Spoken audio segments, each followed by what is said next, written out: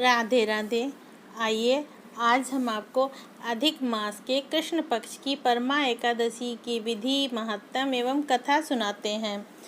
कथा सुनने से पहले हमारे चैनल को लाइक कर लीजिए। इस मास की दोनों एकादशियों का व्रत सर्वोत्तम होता है। इस मास की दोनों पक्ष की एकादशियों का व्रत करने से, कथा सुनने से हमें वैकुंठ की प्राप्ति होती है। तो हम इस मास के शुक्ल पक्ष, इस मास के कृष्ण पक्ष की एकादशी की विधि का कथा सुनाते हैं। कथा है, युधिष्ठिर ने पूछा, हे जगतपते, अधिक मास के कृष्ण पक्ष की एकादशी का क्या नाम है?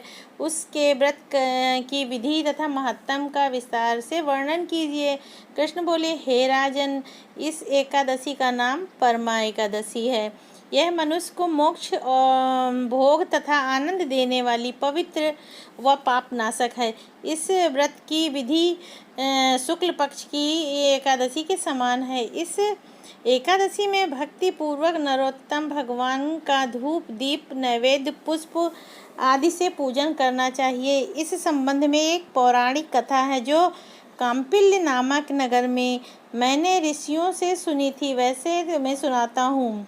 काम्पिल्य नामक नगर में सुमेधा नाम का एक अत्यंत धर्मात्मा ब्राह्मण रहता था। उसकी पवित्र नामक स्त्री अत्यंत पतिव्रता और धर्मपरायण थी, परंतु वह किसी पूर्व जन्मों के कर्मों के कारण अत्यंत दरिद्र थी। उन्हें मनुष्यों से भिक्षा मांगने पर भिक्षा भी नहीं मिलती थी। इसी कारण भली प्रकार भोजन, वस्त्र और रहने को उचित स्थान तक की भी नहीं था। कई दिन तक वे भूखे प्यासे रह जाते थे, परंतु उसकी पतिव्रता स्त्री स्वयं भूखी रहकर भी अतिथि सत्कार अवश्य करती थी। वह अपने पति से कभी किसी वस्तु की याचना नहीं करती थी। इस प्रकार अपनी स्त्री के दुर्बल शरीर एवं घर में अन्न का अभाव देखकर सुमेधा एक दिन अपनी पत्नी से कहने लगा, हे प्रिय, यदि मैं किसी श्रेष्ठ मनुष्य से धन मांगता हूँ तो मुझको वो कोई कुछ नहीं देता। मैं क्या करूं, कहाँ जाऊं? धन के बिना घर के कार्य सिद्ध नहीं होते, अतः मुझको परदेश जाने की आज्ञा दे दो। पत्नी दुखपूर्ण वचन सुनकर वह सुंदर नेत्रों वाली स्त्री के नेत्रों में आंसू भरकर तथा दोनों हाथों को जोड़कर विनीत भाव से अपने पति से आज्ञा मांग कर कहने लगी, हे स्वामी, संसार में मनुष्य को जो कुछ मिलता है वह पूर्व जन्मों का फल होता है। बिना दिए चाहे स्वर्ण के सुमेरु पर्वत पर चला जाए, वहाँ भी कुछ नहीं मिलेगा। अपने पूर्व जन्मों में मनुष्य विद्या, धन या भूमि जो कुछ भी दान देता है वही इस जन्म में पृथ्वी पर मिलता है। ब्रह्मा ने जो कुछ भाग्य में लिखा है वह किसी जगह भी मिल सकता है। मैं आपके बिना क्षण मात्र भी नहीं रह पाऊंगी। पति के बिना संसार में स्त्री का माता पिता, भाई बांधव, सास ससुर तथा दूसरे कुटुंबजन कोई भी आदर सत्कार नहीं देगा। सब पतिहीन तथा भाग्यहीन कहकर निंदा करेंगे। सब पतिहीन भाग्यहीन कहकर निंदा करेंगे। अतः इस जगह रहकर जो भी मिले उसी में सुख मानिए।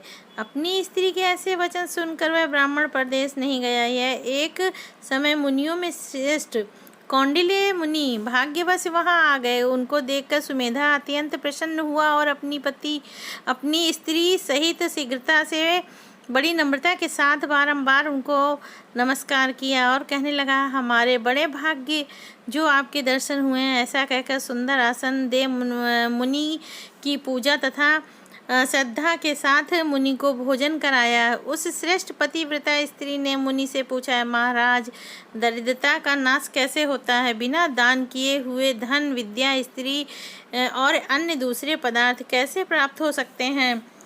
हे महामुनि, कृपा करके कोई ऐसा उपाय, व्रत, तीर्थ या तप बतलाइए जिससे हमारा यह दुख दारिद्र्य दूर हो सके। ऐसे वचन सुनकर मुनि बोले कि पुरुषोत्तम मास के शुक्ल पक्ष की परमा नाम की जो एकादशी के व्रत से समस्त पाप, दुख और दरिद्रता आदि नष्ट हो जाते हैं। इस विष्णु भक्ति देने वाली एकादशी का श्रद्धा पूर्वक व्रत करो। उसके करने से मनुष्य धन्य धान्य से संपन्न हो जाते हैं। विधि पूर्वक व्रत और रात्रि को नृत्य गीत आदि करके जागरण करना चाहिए। इस व्रत को सबसे पहले कुबेर जी ने किया, तब श्री शिव जी ने प्रसन्न होकर उनको धन का स्वामी बना दिया था। फिर इस व्रत को राजा हरिश्चंद्र ने किया, जो अपना राज्य खोया हुआ राज्य, ऐश्वर्य, स्त्री, पुत्र को पुनः प्राप्त किया। अतः तुम भी इस व्रत को करो। श्री कृष्ण बोले, हे पांडव। इतना कहकर अति प्रसन्नता के साथ कौंडल्य ऋषि ने व्रत की सब विधि को उनको समझाई और फिर उनसे पंचरात्रि का शुभ कारक व्रत का महात्म्य और अनुष्ठान का भी वर्णन किया, जिसके अनुष्ठान मात्र से भोग और मोक्ष दोनों प्राप्त होते हैं। उन्होंने कहा, परमा एकादशी के दिन प्रातः काल नित्य कर्म से निवृत्त होकर स्नान आदि के पश्चात यथाशक्ति पंचरात्रि व्रत करने का नियम करें। जो प्रातः काल स्नान करके 5 दिन तक निर्जल व्रत करके निराहार रहता है, वह अपने माता पिता तथा स्त्री सहित विष्णु लोक को जाता है। जिसने 5 दिनों तक स्नान आदि करके भक्ति विधि पूर्वक ब्राह्मण भोजन कराया, उसने सबको भोजन करा दिया। जो मनुष्य इस व्रत में स्नान करके 5 दिन तक तिल घी से भरकर पात्र का दान करे, वह समस्त सुखों को भोग कर स्वर्ग लोक में आनंद प्राप्त करता है। कौंडिल्य ऋषि कहने लगे, हे पद्मिनी, तुम भी अपने पति सहित इस व्रत को करो। इस व्रत के करने से अन्न और धन से युक्त होकर तुम दोनों अंत में स्वर्ग को जाओगे। उस ब्राह्मणी ने कौंडिल्य ऋषि की बात बताई हुई विधि के अनुसार 5 दिनों तक परमा एकादशी का व्रत किया तथा 5 रात्रि के समाप्त होने पर भजन कीर्तन और रात्रि जागरण भी किया। व्रत के पूर्ण होते ही उस स्त्री ने एक राजकुमार को वहां पर आते हुए देखा।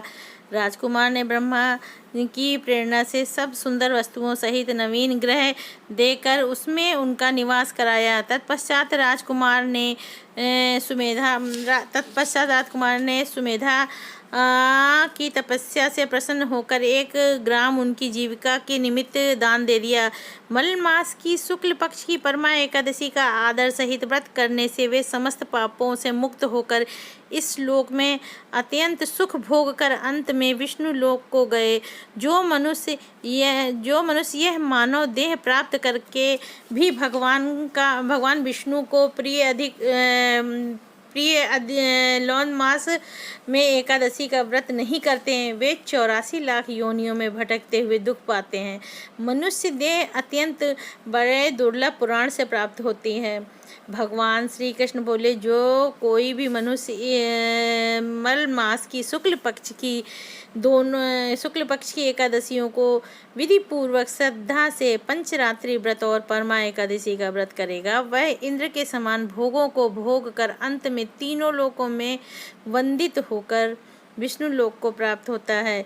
कृष्ण भगवान द्वारा कहे गए इस महात्म्य को सुनकर राजा युधिष्ठिर ने अपनी पत्नी तथा भाइयों सहित एकादशी के व्रत को किया और उनके भोगों को भोग कर अंत में भगवान विष्णु के वैकुंठ लोक गए।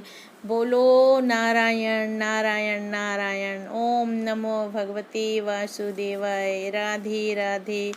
तो हम सभी प्राणियों को ये अधिक मास की दोनों एकादशियों का पूजन विधि पूर्वक करना चाहिए। व्रत भी अगर हमारे सामर्थ्य है तो हमें व्रत भी अवश्य करना चाहिए।